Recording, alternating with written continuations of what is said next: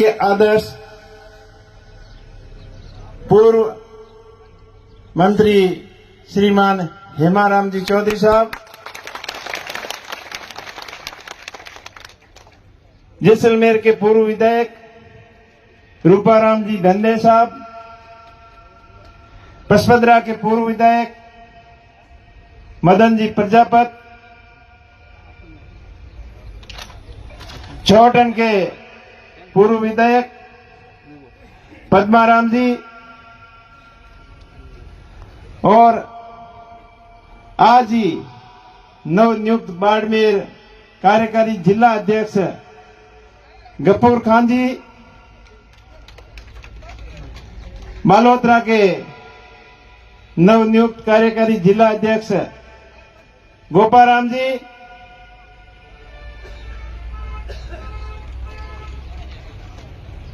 PCC member Azad Singh ji, यहाँ के प्रधान साहिबा, प्रधान पायला चुनाराम जी, पूर्व प्रधान सोहन जी, राजाराम जी और समस्त पूर्व प्रधानगण, समस्त जिला परिषद सदस्य, समस्त पंचायत समिति सदस्य, समस्त सरपंचगण, समस्त कांग्रेस पार्टी के पदाधिकारीगण, आरएलपी पार्टी के भाई ताजाराम जी यहाँ के ब्लॉक अध्यक्ष, हरिराम जी जाजरा साहब, जयराम जी कुलदीप साहब, दिनेश जी कुलदीप साहब और समस्त, मेरे कहने में कोई गलती हो गई है तो सुनाराम जी आप बता देना, बट कोई सम्मानित मंच और दिनेश जी चौधरी ब्लॉक अध्यक्ष, समस्त जनप्रतिनिधिगण, सरपंचगण और दूर दराज गांव ढाणी से आए हुए मेरे पिता तुल्य बुजुर्गों, युवा साथियों, आज आप बड़ी संख्या में यहाँ उपस्थिति दर्ज कराकर ये साबित कर दिया कि कांग्रेस पार्टी और राष्ट्रीय लोकतांत्रिक पार्टी का जो गठबंधन है वो राजस्थान को एक नई दिशा देगा और राजस्थान में बदलाव की शुरुआत यहाँ बाकासर बॉर्डर से शुरू होकर हरियाणा के हिसार बॉर्डर तक कंटिन्यू कांग्रेस की और आरएलपी के गठबंधन की लहर चलेगी और आंधी और तूफान की तरह चलेगी। भाइयों, पुरानी बातों को भूल जाओ और नई शुरुआत करो। अब अकेले लड़के देख लिया, अकेले लड़ने से पार नहीं पड़ती, इसलिए गठबंधन करना जरूरी था और गठबंधन का धर्म ईमानदारी से अपन सबको मिलकर निभाना है। मैं मेरी बात करूं तो मैंने पिछले 2 चुनाव भाईतू से लड़े और भाईतू की जनता ने मुझे खूब प्यार, प्रेम और आशीर्वाद दिया और दूसरी बार तो बिल्कुल ईवीएम के अंदर तो आपने जीता दिया था, लेकिन मेरा भाग्य नहीं था, या यूं कहो कि जयपुर वाला रास्ता मेरे लिए ठीक नहीं था, इसलिए चुनाव शायद मेरे पक्ष में नहीं रहा, क्योंकि मेरा लगाव शुरू से दिल्ली से रहा है। तुम संघर्ष करो, हम तुम्हारे साथ हैं। जब 1995 में मैंने 12वीं की परीक्षा यहाँ बालोतरा से पास की और बालोतरा 12वीं पास करते ही रोजगार की तलाश में आर्मी की भर्ती हो चाहे पुलिस की भर्ती हो, इसकी भागदौड़ में लगा हुआ था और आर्मी की भर्ती होने के लिए मैं जैसलमेर जा रहा था तो शिव पहुंचा, तब पता चला कि वो तो भर्ती कल हो गई। तो किसी सज्जन ने मुझे बताया कि वापस आप जाओ और बाड़मेर के अंदर एक दिल्ली पुलिस की भर्ती आई हुई है। हमारे लिए नाम भी नया था। उस समय माननीय राम निवासी मिर्जा साहब अपने यहाँ के सांसद हुआ करते थे और उनकी एक दूरगामी सोच थी कि दिल्ली को मजबूत करने के लिए दिल्ली के अंदर दिल्ली की पुलिस समस्त राज्यों से सिलेक्ट करके लाए ताकि दिल्ली का शासन सही हिसाब से चलता रहे। भाग्य की बात थी, वहां गए और वहां भर्ती हो गए। उसके बाद में दिल्ली पुलिस की 10 साल तक नौकरी की, लेकिन नौकरी में भी मेरा ज्यादा वहां मन नहीं लगा। शुरू से ही कुछ नया करने की इच्छा रहती थी। मेरी इच्छा तो थी कि वहां से मैं पढ़कर अच्छा बड़ा अफसर बनूं और अफसरों की लाल बत्ती वाली गाड़ियां देखते थे, तब अंदर से एक नई आवाज आ रही थी कि भाई तुझे ये कांस्टेबल की नौकरी नहीं करनी है, अफसर बनना है। प्रयास किया लेकिन उसके अंदर सफलता के इर्द गिर्द थे नहीं। तब नौकरी को छोड़कर अपना खुद का व्यवसाय वहीं दिल्ली से ही शुरू किया और वहां नौकरी करते करते 2006 के अंदर अपना खुद का काम शुरू किया और वो भी हैंडीक्राफ्ट का एक्सपोर्ट का काम बहुत बढ़िया चला। 2010 आते आते बढ़िया काम चल रहा था और मैं जर्मनी के अंदर बैठा था। तब गांव वालों ने एक नई पुकार लगाई कि उमेश जी आपको गांव का सरपंच बनाएंगे। कुछ दिल मान नहीं रहा था लेकिन मनवार का कच्चा था। लोगों ने मुझे कई बार बोला तो हाँ भर दी, आ गया। गांव वालों ने सरपंच बना दिया। सरपंच में भी जमा नहीं मामला। ऐसे कुछ प्रोग्रेस करने के लिए कुछ करना पड़ेगा। तो काम थोड़ा डिस्टर्ब हुआ तो काम की नई लाइन पकड़ी, कंस्ट्रक्शन का काम शुरू किया और 2018 आते आते जब जयपुर के अंदर बहुत बड़ा एक रेला हुआ था, हनुमान जी ने किया था और उसमें सबसे ज्यादा भीड़ अपने बाड़मेर जिले से गई थी, तो वहां भी संभावनाएं देखकर कुछ अच्छा करने का था। लेकिन वक्त ऐसे आया कि जो उसके अंदर होना था वो हो नहीं पाया। तो ये तो थी कुछ बातें जो आपको मैंने मेरी निजी राय बताई। अब मैं आदरणीय हेमाराम जी का बहुत बहुत धन्यवाद देना चाहता हूं कि इन्होंने पूरे बाड़मेर जिले की अपनी कांग्रेस के नेताओं से, चाहे रूपाराम जी हो, चाहे अमीन खान जी हो, चाहे गफूर खान जी हो, चाहे पद्माराम जी हो, चाहे साले मोहम्मद जी हो, चाहे मानवेंद्र जी हो, कन्नड़ साहब हो, सबसे विस्तृत विचार विमर्श करके मदन जी वगैरह सबसे पूरे ब्लॉक अध्यक्ष सबसे विचार विमर्श करके ये निर्णय लिया। और मैंने भी जब 23 वाला रिजल्ट आया तो उसके बाद में पूरे जिले की ऐसी भावना थी कि उमेश जी अब इस पार्टी से अकेले से आप आगे नहीं बढ़ सकते, आपको कुछ निर्णय लेना पड़ेगा।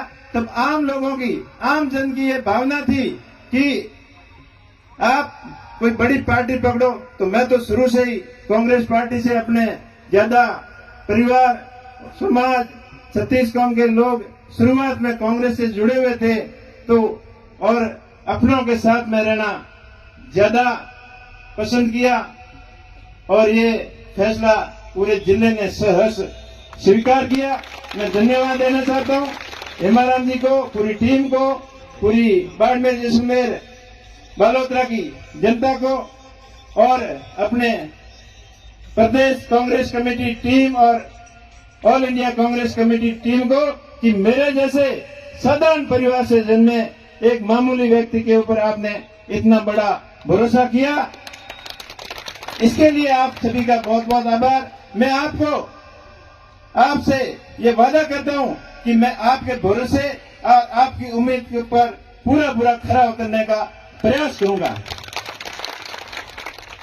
हेमाराम जी हम सबके आदर्श हैं, सबको साथ लेके चलते हैं और मैं आप सभी के सामने वादा करता हूं कि मेरे अंदर तनिक भर की भी इंसानियत है तो हेमाराम जी के आकर को कभी लांग के आगे नहीं जाऊंगा। हमेशा इनके मार्गदर्शन में इनके बेटा बनकर काम करूंगा और आप सबका भाई और बेटा बनकर आपकी सेवा में कोई कमी नहीं छोड़ूंगा। संपूर्ण पार्टी परिवार, संपूर्ण आरएलपी के कार्यकर्ता हो चाहे कांग्रेस के कार्यकर्ता हो, सबको साथ में लेकर चलूंगा। कोई भी किसी प्रकार का वाद विवाद और भेदभाव नहीं करते हुए सबको साथ लेकर चलेंगे और पार्टी को मजबूत बनाएंगे। कांग्रेस पार्टी पिछले 10 साल से कांग्रेस बाड़मेर, जैसलमेर, बालोतरा से नहीं जीत पाई। इसके पीछे कई कारण थे। अपने को बड़े बड़े सपने दिखाए, चाहे काला धन का हो, चाहे पूरे देश को हरा भरा और खुशहाल बनाने का हो, चाहे रोजगार का हो, सारे बातें हवा हवाई रह गए। जब 2014 में मोदी जी यहाँ अपने बालोतरा में आए थे, बहुत बड़े बड़े भाषण दिए थे। आप सब में से सबको याद होंगे, नर्मदा गांधी, इंदिरा गांधी नहर और नर्मदा नहर को आपस में जोड़कर बाड़मेर के बॉर्डरी इलाके को मजबूत और हरा भरा करने का अपने को सपना दिखाया था। लेकिन आज देख लो क्या दुर्दशा है इस इलाके की। ये रूपाराम जी बैठे, नहरी इंदिरा गांधी नहरी क्षेत्र के अंदर किसानों की बहुत हालत खराब है। उनको 8-10 बारी पानी की मिलनी चाहिए, उसकी जगह 4-5 मिलती है, वो भी आधी अधूरी और टाइम पे नहीं मिलने की वजह से किसान बहुत परेशान है। नहरी क्षेत्र के अंदर न कोई स्थायी सुविधा है, न कोई पीने के पानी की सुविधा है, न ही अपने मुर्गों के ऊपर लाइट की सुविधा है। तो इन सभी सुविधाओं को दरकिनार किया और इधर आपके नहर का भी यही हालत है। हेमाराम जी के इनके प्रयास से, कांग्रेस पार्टी के प्रयास से, इंदिरा गांधी के सपने से ये नहरें तो जरूर बनी, लेकिन अब इनकी जो बनी है उनकी भी व्यवस्था बराबर नहीं है। किसानों को कई बार पानी के लिए धरने के ऊपर बैठना पड़ता है और संघर्ष करके अपना हक लेना पड़ता है, और वो भी कभी कभार तो मिल जाता है और कभी कभार नहीं भी मिलता है। लेकिन इन परिस्थितियों के पीछे जिम्मेदार कौन? वो 2 करोड़ रोजगार कहां गया? और किसानों की बात कर रहे थे 2023 तक किसानों की आय दुगनी करेंगे, लेकिन 2023 आके चला भी गया और वो उस मुद्दे को भटकाने के लिए नए नए जुमले लाने की कोशिश कर रहे हैं। आज किसान परेशान है। एमएसपी का मामला हो चाहे आय दुगनी का मामला हो, मेरे को तो ऐसा लग रहा है कि आय दुगनी का तो पता नहीं, लेकिन किसानों का खर्चा जरूर दुगना हो गया। टाइम से बिजली नहीं आती, बिजली के वोल्टेज पूरे नहीं आते और हर तरीके से किसान परेशान है। और दूसरा जो सबसे बड़ा माही बांध का जो मामला था, अभी ताजाराम जी बता रहे थे, ये बात मोदी जी ने भी वहां बताई थी कि आपकी लूणी नदी को नदियों से नदियों जोड़ने की स्कीम का जो सपना अटल बिहारी जी ने दिखाया था, लेकिन इन्होंने उसके ऊपर काम नहीं किया, खाली बातें की। और केंद्रीय जल संसाधन मंत्री अपने जोधपुर के ही होते हुए अपने पश्चिमी राजस्थान के लिए कोई भी एक बड़ा प्रोजेक्ट नहीं ले पाए। और अपने को ये लूणी नदी वाली जो माई बांध परियोजना थी उसके लिए अपना अभी तक इंतजार कर रहे हैं। माननीय उच्चतम न्यायालय ने कई बार अपने पक्ष में निर्णय देने के बाद में भी उस समझौते का उल्लंघन किया जा रहा है। जब गुजरात सरकार और राजस्थान सरकार के साथ में समझौता हुआ था, उस समय राजस्थान सरकार ने कोई व्यवस्था बैठी नहीं थी, तो ये समझौता हुआ था कि 10 साल बाद में गुजरात सरकार अपने खर्चे से इस परियोजना से पानी की नहर लगा के उसकी व्यवस्था गुजरात सरकार कराएगी और अपने हिस्से का पानी देगी। लेकिन गुजरात सरकार ने राजस्थान सरकार के साथ, राजस्थान के किसानों के साथ गुजरात सरकार और केंद्र सरकार ने मिलकर कुठाराघात किया और अभी तक वो परियोजना अटकी पड़ी है। अब चुनाव नजदीक है, तब वो आपको कोई जुमला बता सकते हैं। अभी लेटर की राजनीति चल रही थी, तो अपने को अभी कोई लेटर दिखा के कर सकते हैं कि हमने ये कर दिया वो कर दिया, लेकिन उसके लिए भी मजबूती से आपका भाई वहां सबसे बड़ी पंचायत के अंदर आपकी मजबूती से पैरवी करेगा। आपने जिन उम्मीदों के साथ माननीय कैलाश जी को यहां से चुन के भेजा और वहां मंत्री भी बन गए, लेकिन आप बताओ बाड़मेर, जैसलमेर, बालोतरा के लिए कोई एक बड़ा प्रोजेक्ट यहां लाके इन्होंने किया है तो आप बताओ। सपने जरूर दिखाए थे, जैसलमेर, बाड़मेर और गुजरात को सीधी रेल से जोड़ने का। 2014-15 के बजट में 5,000 करोड़ रुपए भी स्वीकृत हुए थे, लेकिन एक पैसा खर्च नहीं हुआ और वो योजना ऐसी कैसी धरी पड़ी है। बाड़मेर के अंदर एयरपोर्ट का सपना दिखाया, लेकिन वहां काम जीरो।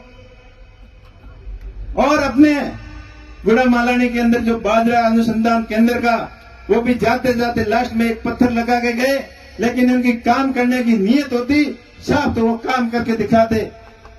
इन सब बातों से आप भली भांति जानते हैं। मैं लंबी चौड़ी बातें नहीं करता, पूर्व वक्ताओं ने सारी आपको बातें बता दी। मैं आपसे इतना ही कहूंगा कि आप मेरे ऊपर आशीर्वाद देना। मैं आपकी आवाज को, आपकी मूलभूत आवश्यकताओं को अपने बाड़मेर, जैसलमेर, बालोतरा के विकास के लिए हमेशा मजबूती से वहां आपकी पैरवी करूंगा। इसके अंदर कोई कमी नहीं छोड़ूंगा। अपने एरिया सीमावर्ती क्षेत्र है, हमेशा अभावों से गुजरा है, अकालों की मार झेलनी पड़ी, आंधी, धूप और कड़ाके की ठंड का सामना सदियों से करता आया है। लेकिन अब धीरे धीरे कहते हैं नहीं, कुदरत हमेशा एक जैसी नहीं रहती, समय और परिस्थितियां बदलती रहती है। तो अब कुदरत की भी मेहरबानी बाड़मेर, जैसलमेर के मरुस्थलीय इलाके के ऊपर होनी शुरू हो गई। यहाँ काला सोना के रूप में क्रूड और गैस, कोयला, इनके साथ साथ और भी कई बेशकीमती खनिजों के अपार भंडार हैं और उनका शुरुआत हो चुकी है। रिफाइनरी जो पिछली कांग्रेस सरकार ने 2013-14 के अंदर या उद्घाटन किया था, उसका काम धीमा तो जरूर हुआ, लेकिन प्रेशर से शुरू हुआ। तो इसके बायो प्रोडक्ट हो, सोलर एंड विंड के प्रोजेक्ट हो, इसके संबंधित रिफाइनरी के बायो प्रोडक्ट, बाड़मेर, बालोतरा का कपड़ा उद्योग, सारे इन मामलों को लेकर मजबूती से पैरवी करेंगे और बाड़मेर, बालोतरा के कपड़ा उद्योग को नई ऊंचाइयों तक पहुंचाने का पूरा प्रयत्न करेंगे। क्योंकि कपड़ा व्यापारी आज बालोतरा में सबसे ज्यादा परेशान है, उनके ऊपर पॉल्यूशन का डंडा हमेशा चलता रहता है। लेकिन केंद्र की सरकार उसके पॉल्यूशन के ऊपर कोई विशेष बजट देकर इस कपड़ा उद्योग को जीवित करने के बजाय हमेशा डंडे की मार से उसको दबाने का प्रयास किया। कपड़ा बनता है महाराष्ट्र में प्रोसेसिंग के लिए, यहाँ आता है। कपास गंगानगर में होती है, कपड़ा बनने के लिए वहां जाती है। इसके ऊपर अगर मास्टर प्लान बनाकर धागा इंडस्ट्रीज को बढ़ावा देकर पूरी processing unit A to Z यहाँ बलोतरा में हो तो रोजगार की यहाँ कोई कमी नहीं रहती। इस नौजवान युवाओं को रोजगार के लिए देश प्रदेश के अंदर भटकना नहीं पड़ता। इन सभी मुद्दों को लेकर मजबूती से आपकी पैरवी करेंगे। अपने राजस्थान की, बाड़मेर, जैसलमेर की एजुकेशन सबसे अच्छी हो, आने वाले समय के अनुसार एजुकेशन हो, टेक्निकल एजुकेशन। अब कह दिया कि 10वीं 12वीं पढ़ लिया, पढ़ाई तो घनी की हुई, पर पढ़ाई की वीडियो का मतलब क्या हो? जब आप रिफाइनरी के अंदर जाते हो तो डिग्री पूछते हो, जब विंड और सोलर की कंपनियों में जाते हो तो आपको एक्सपीरियंस और डिग्री के बारे में पूछते हैं। लेकिन वो अपना अभी तक जीरो है। तो अपने को टेक्निकल एजुकेशन और स्किल डेवलपमेंट के ऊपर पूरा फोकस करना पड़ेगा। उस दिशा के अंदर मजबूती से नए सिरे से डिजिटल एजुकेशन हो, सब तरीके से सकारात्मक प्रयास में कोई कमी नहीं आने दूंगा। और आपको ये कभी महसूस नहीं होने दूंगा कि हेमाराम जी के नेतृत्व में जो निर्णय लिया था वो हमारा गलत था, ऐसा आपको कभी महसूस नहीं होने दूंगा। हेमाराम जी का और बाड़मेर, जैसलमेर की जनता का हमेशा मान सम्मान में कोई कमी नहीं आने दूंगा। इतना आपका भाई आपको भरोसा दिला रहा है। एक बार पुनः आपसे अपील कि अभी आने वाली 3 तारीख को नामांकन सभा का प्रोग्राम बाड़मेर मुख्यालय पर रखा गया है। तो आप सभी से हाथ जोड़कर अपील करता हूं कि आप ज्यादा से संख्या में वहां पधार कर एक ऐतिहासिक नामांकन सभा को सफल बनाएं। पूरे पश्चिमी राजस्थान, ही नहीं पूरे राजस्थान और उत्तर भारत का मीडिया की नजर बाड़मेर के अंदर होनी चाहिए कि बाड़मेर के अंदर ऐसा क्या भूचाल आ गया ताकि बाड़मेर के लोग सभी कांग्रेस पार्टी के उम्मीदवार के समर्थन में भारी संख्या में उमड़े हैं, ऐसा संदेश वहां जाना चाहिए। दूसरी बात पूर्व वक्ताओं ने बताई बूथ मैनेजमेंट की, तो नामांकन के बाद में अपना काम रहता है। 36 कौम के सभी भाइयों को साथ में लेकर बूथ मैनेजमेंट अपना अच्छी तरीके से करें ताकि मेरा बूथ सबसे मजबूत, ये सब कार्यकर्ता अपने मन के अंदर धारण कर लेंगे तो अपना जिस प्रयास कर रहे हैं उसमें 100% अपन सफल होंगे, अपने को कोई रोक नहीं पाएगा। दूसरी बात, अभी और भी कुछ सुनने में आया है कि मुकाबला त्रिकोणीय हो जाएगा।